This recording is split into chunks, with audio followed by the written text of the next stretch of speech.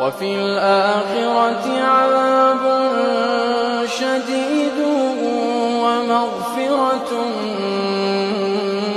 من الله ورضوان وما الحياة الدنيا إلا متاع الغرور. سابقوا إلى مغفرة من ربكم وجنة عرضها كعرض السماء